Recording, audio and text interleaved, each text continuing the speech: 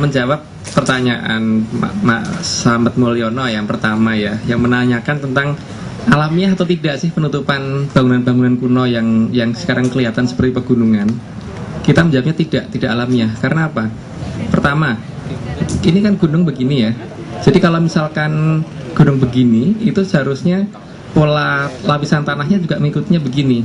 Tapi ini ada batu broncongan di dalam, seperti pola di tanggul gitu. Jadi batunya menuju begini 30 derajat. Jadi kalau gunungnya gini, ini begini batu broncongannya.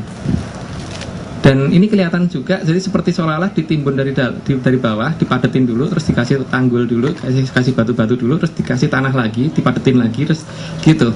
Maka di sini juga kelihatan bahwa pola fragmen tanah yang ada di bawah, di broncongan berikutnya makin ke atas itu beda-beda semua. Jadi seperti ada kontraktor 1, kontraktor 2, kontraktor 3 dan seterusnya gitu. Ini aneh sebenarnya. Maka mungkin hal kedua yang aneh adalah dalam teori geologi dan ketanahan, kalau gunung gundul itu kan pasti longsor.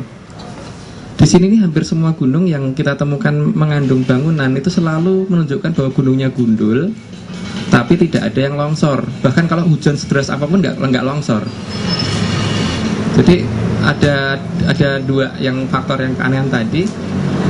Itu bisa kita lihat menggunakan pertama dengan metode pemaculan, terus yang kedua dengan metode geolistrik kelihatan banget ada pola teratur sekali yang seperti itu. Jadi ada pola penanggulan seperti itu.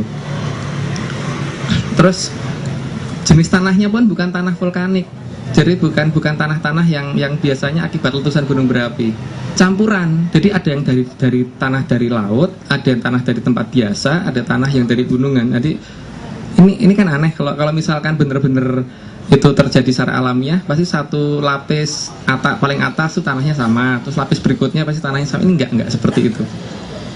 Jadi jelas bahwa ini ditimbun. Nah terus yang lucunya lagi, sempat sepertinya beliau itu sempat berpikir bahwa ini nanti supaya nggak dicurigai berarti harus membangun bangunan-bangunan palsu di sekitarnya. Maka kalau kelompok kita menyatakan bahwa itu adalah decoy, dan bangunan-bangunan palsu di sekitarnya ini sangat banyak. Seperti contohnya yang sangat besar sekarang kelihatan adalah Prambanan. Prambanan itu dibuat supaya kita nggak curiga dengan adanya pegunungan Sewu di dekat Jogja. Di situ ada sekitar, kalau namanya pegunungan Sewu ya mesti minimal 1000 gunung ya, yang harus dicurigai, 1000 bukit di sana. Dan memang benar di sana banyak sekali gundukan-gundukan aneh di daerah Gunung Kidul. Bahkan yang berbentuk piramid itu 7 berjejer. Yang lebih lucu lagi, masyarakat sekitar daerah itu tidak tahu nama gunungnya apa. Dan kalau ditanya hari itu kayak terkejut, seolah-olah baru melihat gunungnya dari situ, padahal dia kerjanya petani di bawah kaki gunung itu. Seperti ada kekuatan yang membuat bahwa ini supaya orang nggak memperhatikan itu gitu. Terus juga ada pola gangguan terhadap GPS. Global Position System itu terganggu dengan jelas sekali kalau kita mendekat. Kita misalkan dari jauh kita lock dulu dengan menggunakan Google Earth, kan ketahuan koordinatnya berapa, kita pindah ke GPS. Begitu mendekat, pindah koordinat. Jadi yang harusnya di kiri jalan pindah ke kanan. Jadi kadang-kadang yang bikin kita harus ngamatinya. Kita harus apal betul kira-kira kondisi lapangan seperti apa, harus kita foto dulu untuk mendekat ke lokasi. Kalau tidak kita bisa salah gunung, walaupun kita sudah menggunakan GPS. Jadi aneh ini, ada suatu pengacak frekuensi. Terus kemudian juga ada satu faktor yang aneh seperti gelombang elektromagnetik yang terjadi di atas ya, di atas yang dikatakan piramid. Jadi seperti ada gelombang sekitar 28 megahertz sekitar gitu ya, kilohertz, 28 kilohertz. Makin ke atas kekuatannya makin gede. Jadi kalau ini piramidnya, makin ke atas meninggalkan piramid itu makin ke atas makin gede. Jadi kalau itu diuji dengan menggunakan oscilloscope meter yang diterbangkan pakai balon, kelihatan seperti itu. Jadi kan seperti ada pola plotting dari nggak tahu dari mana itu, yang jelas dari luar, dari atas menuju ke titik itu sehingga leluhur kita membangun di situ. Itu kita mempunyai piramid-piramid seperti itu, dan itu juga di Bosnia juga demikian, dan di Mesir juga begitu, dan seluruh piramid di dunia ternyata ada satu fenomena itu yang tidak pernah dijelaskan. Terus kalau masalah dipaculinya kapan, kita sebenarnya dulu pernah maculi ya, tapi kemudian isu yang terjadi di sana adalah dikatakan kita mau membuat gunung itu longsor, sehingga kita terpaksa berhenti. Padahal kita membuka itu cuma 5 meter kali 5 meter, kedalaman 5,5 meter, itu dikatakan kita gali 45 meter. Jadi kita akhirnya udah, daripada nanti kita berantem, sekarang kita ngurus perizinan yang lebih resmi lagi melalui kabupaten dan yang lain-lain. Tapi ternyata juga tidak semudah yang kita kira, karena izin itu ternyata dilempar-lempar kemana, sehingga sampai hari ini belum turun ke tangan kita, yang sudah kita ajukan lebih dari 1 bulan yang lalu. Bahkan untuk mengadakan pendekatan ke pejabat tersebut, kita sampai menghabiskan waktu lebih dari 6 bulan. Jadi di sini justru sebetulnya kalau misalkan teman-teman ini bisa membantu untuk mencari perizinan gunung-gunung yang aneh, lebih baik langsung dipacul. Seperti kan sebenarnya leluhur kita sudah memberikan kode dengan beberapa hal, seperti kenapa kok dalam pewayangan itu selalu ada nama gunungan, dan setelah gunungan dibuka baru gelar pewayangan. Jadi dalam gunungan itu selalu ada gambar istana di dalamnya. Jadi ada nama gunungan kan berarti gunung palsu. Itu yang anu ya. Terus ada lagu juga kan yang sering dilakukan anak kecil, gundul gundul pacul gitu kan. Itu kan jelas bahwa petunjuk bahwa gunung-gunung yang gundul itu harus dipacul. Iya kan? Cuman kita nggak ngerti cara leluhur menyembunyikan kode-kode inilah yang harus kita buka saat ini satu persatu. Dan kalau ternyata kita mengamati betul, maka kita akan ngerti bahwa sejarah kita salah total dari SD sampai perguruan tinggi, total salahnya. Jadi kita yang data sejarah yang ada saat ini direkonstruksi dari bangunan decoy, bukan bangunan asli. Bangunan aslinya seperti piramid dan sebagainya ditutup, dialihkan perhatian dengan bangunan-bangunan yang gampang dicari. Dan harap diketahui untuk piramid Lakon yang di Bandung itu kedalaman terdangkal 38 meter penimbunannya. Itu di puncak 38, makin ke bawah makin dalam. Jadi bisa dibayangin seperti apa nanti kesulitannya kalau menggali untuk membuktikannya ke masyarakat dan sebagainya seperti apa, sementara baru 5,5 meter aja dibikin geger setengah mati. Padahal gunung itu nggak akan pernah longsor karena ada batu bronjongannya. Maka kita merencanakan menggali mulai dari bawah yang tidak ada masyarakatnya, terus mulai naik dikit seperti yang di Bosnia. Titik per titik. Cuman ya itu izinnya Pak, susahnya amit-amit jabang bocah, bener ini. Ya semoga sebentar lagi kita bisa mendapatkan itu ya. Terus tentang masalah nasionalisme ya, jadi kita tidak over nasionalisme, tapi memang kita memiliki sejarah besar yang sangat besar. Dan ini suatu hal yang unik bahwa kita mempunyai bangunan yang ternyata paling rendahnya 300 meter, tertinggi 3 km, bahkan beteng aja dibangun dengan ketinggian 1,86 km. Padahal bangunan modern saat ini baru 800 meter. Apa ini kan harusnya sejarah yang diungkap, tapi nggak sekian lama kita bawa ke Arkenas, ke Arkeologi Nasional dan sebagainya, ditutup berita itu sampai hari ini tidak pernah dibuka ke masyarakat. Bahkan yang terjadi malah tiba-tiba sesuatu yang kita pajang di YouTube 1 tahun yang lalu tiba-tiba masuk di TV sebagai klaim orang lain gitu. ya itu ya silahkan. Jadi bagi kita ya paling penting bagaimana ini membuka, karena ini pasti pertama membutuhkan biaya yang sangat besar. Terus yang kedua, tentangannya juga luar biasa karena ini berhubungan dengan sejarah yang nantinya akan berubah total. Jadi bukan melengkapi, tapi ini berubah total. Berubah total karena kita juga sudah menemukan beberapa artefak seperti patung yang ternyata tidak seperti yang digambarkan di cerita-cerita di candi, yang orangnya masih pakai kuda, terus menggunakan panah, pakaiannya seperti itulah. Enggak, ternyata yang kita temukan di daerah lereng Gunung Lawu itu orangnya pakai jas, pakai dasi, Pak. Bener, kita temukan seperti itu. Jadi kita gambar itu sudah kita serahkan ke Cak Nun. Dan lucunya batunya tuh bawahnya tuh bulat, tapi kalau misalkan kita taruh tertidur begini dengan sendirinya dia berdiri, seperti mainan anak kecil, mainan Doraemon itu tukang batu di daerah Sleman saya tanya nggak ada yang bisa bikin seperti itu. Jadi kita memiliki hal-hal yang sangat unik dan di luar dugaan sekali. Dan mungkin yang perlu diperhatikan adalah salah satu yang kelihatan di daerah Enrekang, daerah Sulawesi, itu kelihatan banget ada satu lapangan yang terbuat dari batu andesit, lebarnya 200 meter, panjangnya sekitar 2 kilometeran, itu tidak ada sambungannya. Jelas ini lapangan, tapi lapangan apa? Kalau diuji dengan menggunakan radiometri kelihatan ada radiasi yang bentuknya bunder-bunder. Ini kan kayak lapangan terbang yang pesawat terbang vertikal, Pak. Tapi ini masalahnya kan kemudian kalau kita mau membuka lebih panjang lagi, ribut lagi. Kita saat ini selalu dibenturkan dengan hal-hal yang sifatnya itu seolah-olah kita meresahkan masyarakat. Ternyata belakangnya tiba-tiba ada yang klaim dari pihak lain. Ada yang mau menambahkan? Oke, ini terkait revolusi.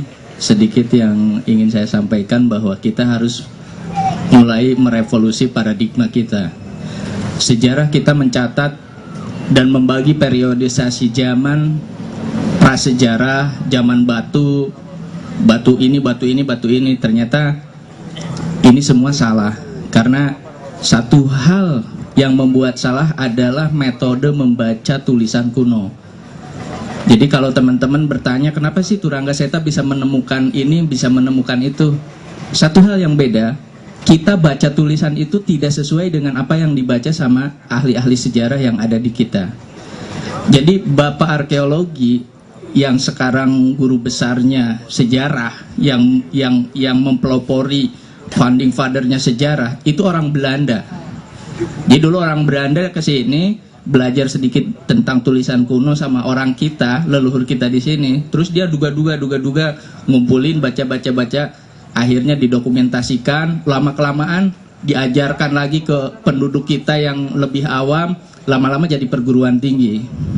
Nah, di sini sudah error, karena ternyata kita mendapatkan kebetulan ini salah satu kebetulan yang kita miliki. Kita mendapatkan warisan dan petunjuk dari salah satu leluhur kita, keturunan kita di Jogja. Kita mendapatkan inskripsi lebih dari 70 bentuk tulisan. Dan dari 70 bentuk tulisan ini kita bisa menerjemahkan prasasti-prasasti yang sekarang ada dan bunyinya ternyata berbeda. Contoh batu tulis Bogor saja. Apa yang dibaca sama orang Arkenas bahwa bunyinya seperti ini, kita ternyata bisa membaca bunyinya lain, dan itu menunjukkan salah satu bangunan yang dibangun oleh Prabu Surya Kencana di Gunung Sabto Argo. Lokasinya ditunjukin dan kita ikutin, ternyata kita menemukan itu. Nah, jadi salah satu kunci kesalahan sejarah yang sekarang dibangun adalah titik awalnya, errornya dari cara pembacaan tulisan kuno ini. Dan mungkin nanti kita juga dari Turangga Seta sebetulnya ingin membagi keahlian atau cara baca ini, karena sebagian kita sudah publikasikan, kurang lebih ada 24. Teman-teman kalau misalkan tertarik, minat, bisa ikut nanti di grup Greget Nuswantara. Di situ kita sudah publikasikan sebagian, tapi belum seluruhnya. Karena memang kalau memang mau mempelajari dan melihat, silahkan coba disesuaikan dengan prasasti-prasasti yang ada dan baca itu. Itu yang pertama, tulisan. Yang kedua, prasasti-prasasti itu adalah remah-remah dari leluhur kita. Kita masuk hutan, leluhur kita dari mulai masuk hutan ini ngasih remah-remah. Celok, itu tanda satu, celok, celok, celok, celok. Ketika kita menemukan ini, itu bukan sejatinya peninggalan. Jadi ketika kita menemukan, oh ini batu megalitikum, kan ahli sejarah ngomongnya seperti itu. Padahal dari batu-batu yang dianggap menhir, sarkofagus, itu sudah satu tanda bahwa di situ ditandain ada sesuatu. Setelah menemukan menhir, sarkofagus, itu salah satu petunjuk pertama. Petunjuk berikutnya kita akan mendapatkan, mencari prasasti ini. Dari prasasti itu akan ada petunjuk lain. Terus kita ikuti, akhirnya yang sejatinya, yang benarnya yang ditimbun itu. Sampai saat ini kita juga sedang mencari alasan kenapa leluhur menimbun semua ini. Kita belum bisa memberikan jawaban saat ini, belum bisa memberikan keterangan. Hanya yang pasti seperti yang sudah disampaikan sama Mas Agung, bahwa leluhur dengan sangat sengaja menimbun semua ini. Itu kuncinya. Kalau pengen tahu kenapa alasannya menimbun semua itu, seiring waktu mari kita sama-sama bekerja sama untuk membuktikan dan mencari tahu apa yang diinginkan sama leluhur. Kemudian progres yang Bandung, Lalakon sedikit dibuka Mas, karena kami dari Turangga Seta tidak mau disebut menipu, membohongi publik. Satu, Dede Yusuf sudah pernah ketemu sama kita, silakan konfirmasi, suratnya ada, fotonya ada, dokumentasi videonya kita punya. Dan kita dicegah sama salah satu staf ahlinya dia, tangan kanannya dia yang mengusir kita waktu kita penggalian tahap pertama. Itu wakil gubernur, catat. Yang kedua, Dadang M. Nasr, Bupati Bandung. Kita ketemu pendekatan kurang lebih 6 bulan. 1 bulan kemarin kita bisa ketemu, disposisi dari beliau sudah turun, macet. 1 di Dinas Pertambangan di Stamben. Dari Stamben kita dilempar ke Sekda. Dari Sekda udah kita dilempar kemana-mana lagi. Disposisi itu sampai sekarang belum sampai ke kita. Sebelum disposisi itu keluar, izin kita itu dari tingkat kecamatan. Dan sekarang kecamatan sudah nerbitin surat, kita punya surat aslinya. Turangga Seta dilarang masuk wilayah Gunung Lalakon untuk melakukan riset lanjutan. Surat itu ditembuskan ke Kapolsek, surat itu ditembuskan ke kecamatan, surat itu dipegang oleh lurah. Ketika kita melewati batas yang ditentukan oleh surat itu, jangan sampai masuk lokasi, maka tim kita Turangga Seta akan ditangkap. Jadi progres Lalakon seperti itu, kendala yang kita hadapi. Kita sedang bermain sekarang mendorong dengan ormas-ormas yang ada di Bandung, teman-teman dari komunitas-komunitas Kesundaan yang ada di Bandung, untuk segera disposisi dari Bupati ini bisa keluar. Kalau ada di sini teman-teman yang bisa bantu, silahkan, kami sangat welcome. Mungkin itu. Terima kasih. Kemungkinan seminggu saya ketemu Dede Yusuf, dia mau bicara nggak tahu apa. Tapi kebanyakan kalau saya lihat sekarang itu orang pragmatis. Kalau tidak untung secara politik, tidak bisa dijual secara APBN, maka dia dikendalikan sampai ke tangan istana, kan kayak gitu. Itu sudah logika umum. Maka kita bangun konteks kemandirian ini tanpa kekuasaan, tanpa uang dalam struktur APBN kita bisa jalan. Mulai tahun 2000 kita melakukan ini tanpa intervensi itu. Ada hal yang menarik, kunci yang dibicarakan teman-teman. Dari simbol itu dikupas untuk mendapatkan makna. Dari makna itu dicari lagi hikmahnya sebagai suatu pintu masuk untuk ada apa sih sebenarnya leluhur kita atau zaman-zaman lama itu menutupi ini, atau untuk menjaga pewarisan-pewarisan kita untuk kita bangkit kembali. Terima kasih kepada Mas Adi. Mohon maaf bila kurang berkenan, Pak Puji dan Mas Agung dengan timnya Turangga Seta. Mari kita beri aplaus. Oke.